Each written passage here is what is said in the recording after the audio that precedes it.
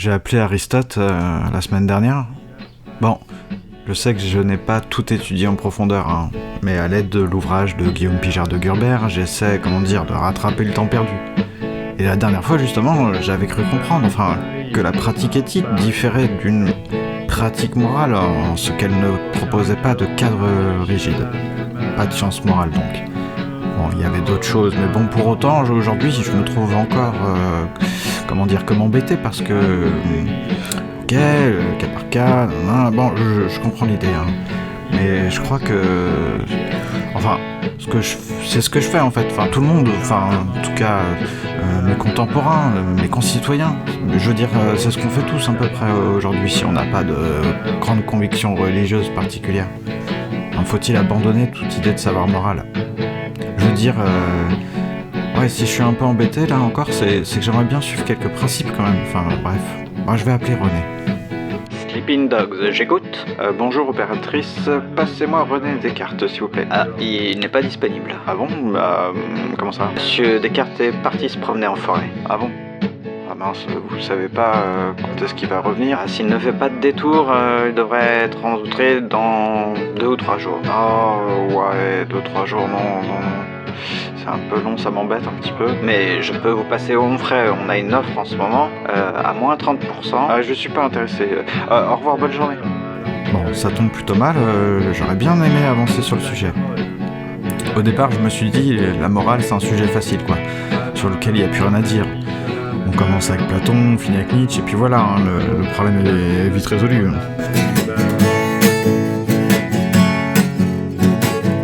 Si je suis encore embêté, c'est que je sais que d'une part, René Descartes n'a pu coucher sur le papier qu'une morale provisoire, en attendant une morale scellée par la raison, et que cette morale n'est non seulement jamais venue, mais que d'autre part, sa conclusion dans le discours de la méthode est de vivre aussi solitaire et retiré que dans les déserts les plus écartés. Pour paraphraser une question de Guillaume Pijard de Gurbert, à quoi bon s'évertuer à se comporter moralement si c'est pour être trahi ? Pensez-y, la vie en société n'est qu'un jeu de dupes, et mieux vaut foutre le camp. J'aimerais glisser un petit truc là, c'est très bien relevé par Pijard d'ailleurs. C'est l'incroyable, pas clairvoyance, mais conscience des philosophes sur ce qu'ils écrivent. Descartes n'écrit pas un traité de la morale, mais un discours de la méthode. Il n'y a pas de traité possible encore sur la morale. Et Socrate, dans le Gorgias, sait que Calliclès le trompe, malgré la promesse de celui-ci de suivre les règles éthiques du dialogue. Bon, les IA, c'est bien, mais je suis pas trop confiance à l'informatique. Je vais plutôt aller au bar des philosophes. Vous connaissez pas ? Attendez, c'est pas loin. C'est parfois sympa. Ça dépend de qui il y a, quoi. Ah bah, j'ai parlé trop vite. Il y a Céline. C'est que je travaille et les autres foutent rien. Voilà exactement ce que je pense. La question justement où le désaccord est complet, c'est que nous sommes à l'époque de la publicité. Alors, c'est l'horreur du monde moderne qui fait de publicité. Donc je serais partisan de la modestie, à savoir que ce qui compte c'est l'objet. Ce qui compte, vous avez un appareil devant vous, mais j'espère qu'il est magnifique. Ouais, c'est un micro, c'est un Blue Yeti, c'est pour faire du podcast d'ailleurs, il va falloir que je m'en débarrasse bientôt. Mais après tout, le bonhomme qui l'a fait, il devait avoir des ennuis, il était peut-être cocu, il était peut-être... Ah, je me rappelle d'une chose, c'est que chez nous, on bouffait des nouilles. Tiens, il y a Michel. Ça va, Michel ? Bah oui, On bouffait des nouilles, pourquoi on faisait une lessiveuse de nouilles. Qu'est-ce qu'il raconte encore, Céline ? Il est bourré ou quoi ? Michel, un sujet sur la morale, comme en passant pour le podcast, tu voudrais pas nous aider ? bon, c'est pas des choses qui m'intéressent. On a lu l'éthique Nicomaque d'Aristote, puis le discours de la méthode, ainsi que les passions de l'âme de Descartes. On sait plus quoi lire après. Bah, c'est déjà pas mal. Non mais, t'es pas d'accord que la morale ça sert à rien ? S'il y avait pas de morale, ça changerait quoi ? Ça serait le désastre social total. Mais oui, t'as raison, on a besoin de règles, on est d'accord, c'est ce qu'on s'est dit aussi. On doit élaborer des règles quand même, pour vivre dans une paix relative. Que l'on peut faire fonctionner comme des armes. Bon, et Céline, il pourrait pas nous aider là, au lieu de picoler dans son coin ? Céline, La morale, t'as pas écrit des trucs là-dessus? Alors là, j'ai vécu dans la panique de l'odeur.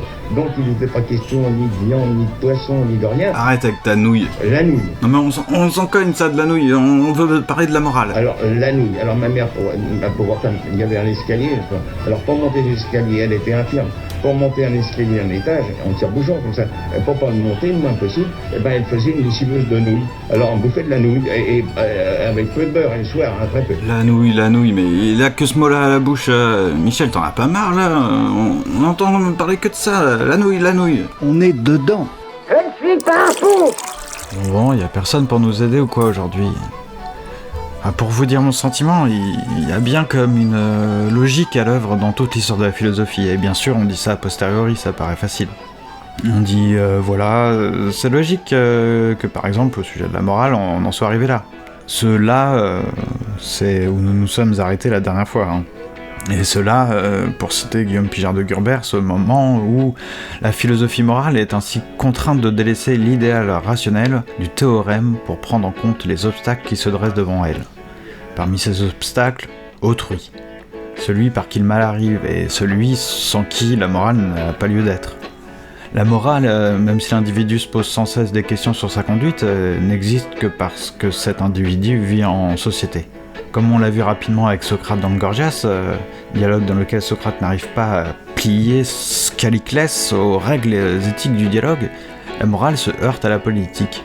Il va bien falloir contraindre les individus à se plier à des règles communes, sans quoi l'homme vertueux est tout simplement condamné à vivre dans la souffrance, à ne connaître que des trahisons et des vices de ses semblables. Nous, en bon amant de la philosophie, ou de la Sophia même, pourquoi pas, nous n'allons pas faire comme ces youtubeurs qui se vantent de lire à votre place, ni, et encore moins, confier notre savoir et donc le soin de notre âme à de tels charlatans. Nous allons lire les textes et dialoguer. C'est tout? Comment ça, c'est tout? T'es pas bien là? Non mais, je veux dire, la suite quoi. On n'a pas parlé de morale, on n'a entendu personne. Ça sert à quoi d'être allé dans ce bar? Ils sont où les philosophes? On y retournera avec des potes si tu veux, c'était sympa. Tu fais la gueule? Plus les autres autour de moi sont émotifs, impulsifs, idiots, et plus je deviens logique, rationnel et froid. Si tu veux comprendre des choses sur la morale, tu peux lire le bouquin dont je t'ai parlé. On a pas mal avancé là finalement. On voulait parler de la société aujourd'hui. Bon, et tu sépares bien droit et morale, et puis c'est bon. Mais c'est pas le contraire de ce qu'on a dit plus tôt? Écoute, c'est vieux comme le monde. Le droit ne prétend pas à l'absolu. Au contraire de la morale. Ce sont les sociétés totalitaires qui fusionnent, mélangent les deux. Si tu le dis. Bon, on fait quoi maintenant alors? Tu veux qu'on arrête? Si on n'a plus rien à dire, c'est mieux pour les auditeurs quoi, enfin... On peut parler de Rambo, hein, si tu veux, de Terminator, mais je suis pas sûr que les gens qui écoutent trouveront ça approprié. Tu connais le sonnet du trou du cul de Rambo? Le quoi? Non, t'inventes. Pas du tout, ça existe vraiment. Ça ressemble à quoi? Tu vas le lire. Merci, ça avance vachement tout le monde. Bon gigo, moi, à la prochaine. Ouais, bon c'est un peu limite de finir un podcast comme ça.